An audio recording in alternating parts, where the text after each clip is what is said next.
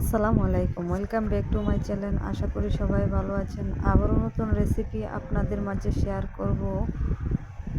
পোয়া পিঠা বা তেলে পিঠা, আপনারা যেটাই বলেন না কেন, আপনাদেরকে পারফেক্টভাবে ফুলকো একদম ফুটবলের মতো দেখতে এই পিঠার রেসিপি আপনাদের সাথে শেয়ার করব। অবশ্যই ভিডিওটা শেষ পর্যন্ত দেখবেন। এখানে আমি চালের গুঁড়া নিয়েছি 2 কাপ পরিমাণ।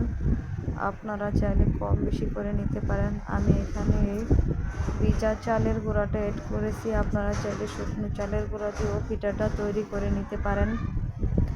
পিঠাটা তৈরি করার জন্য আপনারা অনেকক্ষণ পর্যন্ত সফট নরম থাকার জন্য আপনারা 1 কাপ পরিমাণ ময়দা অ্যাড করবেন। আর এখানে আমি আগে থেকে হাফ কেজি গুড় শিরা করে নিয়েছি, যাতে পরবর্তীতে কোনো রকম পানি ছেড়ে না দেয়, সেজন্য আমি আগে থেকেই শিরা করে নিয়েছি।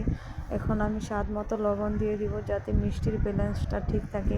আমি এখানে অল্প অল্প করে দুধ দিয়ে ব্যাটারটা তৈরি করব। আপনারা চাইলে পানি দিয়েও দুধ ব্যাটারটা তৈরি করতে পারেন।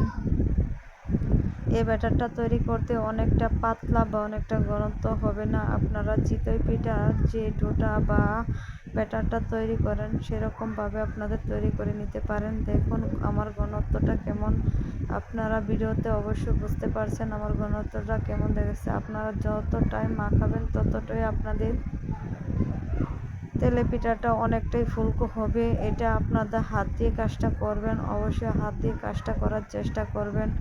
এখন আমি আপনাদেরকে পিঠা তৈরি করে দেখাবো আমার পিঠাগুলো কতটা ফুলকো হয়েছে। আমি এখানে একটি কড়াই বসিয়ে গরম করে দিয়ে দিব পরিমাণ মতো তেল। তেলের পরিমাণটা একটু বেশি লাগবে, কেননা তেলে পিঠা বানাতে অবশ্যই ফুলকো হতে হলে ডুবো তেলও এই পিঠাটা তৈরি করে নিতে হবে। দেখুন আমার পিঠাটা অনেকটাই ফুলকো হয়ে উপরে ভেসে উঠেছে, আপনারা স্ক্রিনে দেখতে পাচ্ছেন। এখন উল্টে দিব। দুনো পিঠ আমি লাল করে বা ব্রাউন করে, আপনারা যেমন করে ভাজেন আপনাদের পছন্দ অনুযায়ী ভেজে নিতে পারেন।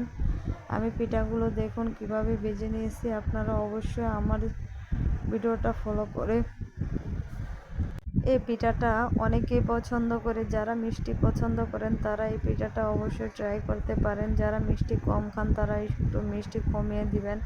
দেখুন আমার পিঠাটা কতটা ফুলকো হয়েছে। আপনাদেরকে আরেকটা পিঠা তৈরি করে দেখাচ্ছি,